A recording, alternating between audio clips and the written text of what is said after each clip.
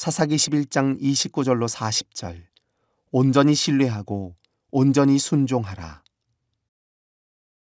이에 여호와의 영이 입다에게 임하시니 입다가 길르앗과 므낫세를 지나서 길르앗의 미스베에 이르고 길르앗의 미스베에서부터 암몬 자손에게로 나아갈 때에 그가 여호와께 서원하여 이르되 주께서 과연 암몬 자손을 내 손에 넘겨주시면 내가 암몬 자손에게서 평안히 돌아올 때에 누구든지 내 집 문에서 나와서 나를 영접하는 그는 여호와께 돌릴 것이니 내가 그를 번제물로 드리겠나이다. 하니라.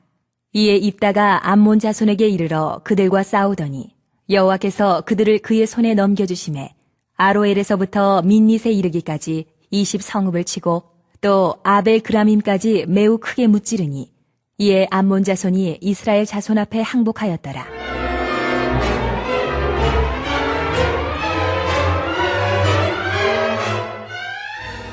입다가 미스바에 있는 자기 집에 이를 때에 보라 그의 딸이 소고를 잡고 춤추며 나와서 영접하니 이는 그의 무남 동녀라. 입다가 이를 보고 자기 옷을 찢으며 이르되 어찌할꼬 내 딸이여, 너는 나를 참담하게 하는 자요, 너는 나를 괴롭게 하는 자 중에 하나로다.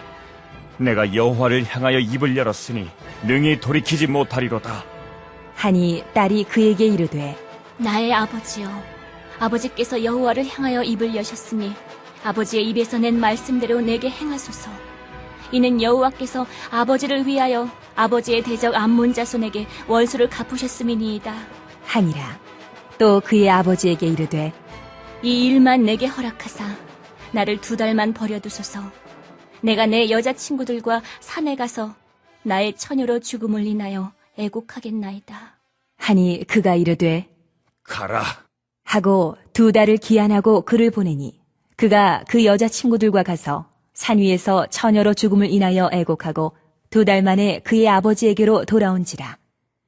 그는 자기가 서원한 대로 딸에게 행하니 딸이 남자를 알지 못하였더라.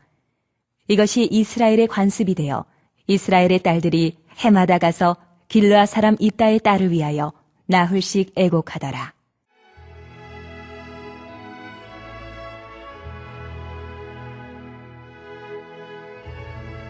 (29절로 40절) 입다의 딸. 사사 입다는 과거 이스라엘이 가나안 땅을 취한 역사가 그 땅을 이스라엘에게 넘기신 하나님의 뜻임을 알고 있었습니다. 또한 입다는 전쟁의 승리가 모두 하나님께 달려있음을 알고 있었습니다. 그러나 입다는 자신이 알고 있었던 그 하나님을 온전히 믿지 못하고 어리석은 약속까지 해가며 하나님과 전쟁의 승리에 대한 협상을 하고자 했습니다. 서원이란 자신의 뜻에 하나님의 도우심을 구하는 것입니다. 입다는 하나님과의 협상을 통해 전쟁에서 승리하여 길르앗의 머리로서 입지를 견고히 하고자 했습니다. 서원 이후 입다가 전쟁터로 나가자 하나님께서 이스라엘 백성에게 암몬 자손을 넘겨주셨고 사사 입다는 자신의 서원의 대가로 제시한 이방 민족의 관습인 인신 제사로 인해 비극을 맞이하게 됩니다. 여기서 우리가 주의해야 할 점은 하나님께서 전쟁의 승리를 통해 입다의 서원을 들어주셨다고 생각하는 것입니다. 하나님께서는 인신 제사를 받지 아니하시며 어리석은 서원에 대한 해결책을 마련해 두셨습니다. 또한 하나님께서 사사를 세우시는 이유는 이스라엘 백성의 부르짖음을 들으시고 그 분노의 뜻을 돌이켜 그들을 대적으로부터 구원하시기 위함이었습니다.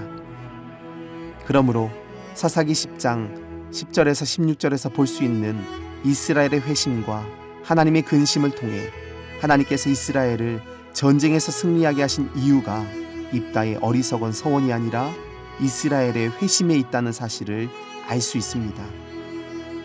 따라서 입다가 마주한 비극은 하나님의 뜻과는 무관한 입다 자신의 어리석고 신중하지 못한 행동과 잘못된 신앙에서 비롯된 것입니다.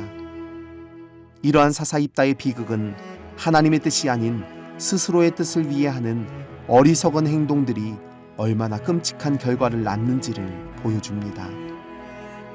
그러므로 이제는 우리를 구원하신 하나님을 굳게 신뢰하며 자신의 뜻이 아닌 하나님의 뜻에 온전히 순종하며 살아가는 참된 그리스도인이 되기를 바랍니다. 사랑의 주님, 바르고 신중한 태도로 하나님의 도우심을 구하며 기도 응답의 축복을 얻는 우리의 삶이 되게 하여 주시옵소서. 예수님의 이름으로 기도하옵나이다. 아멘.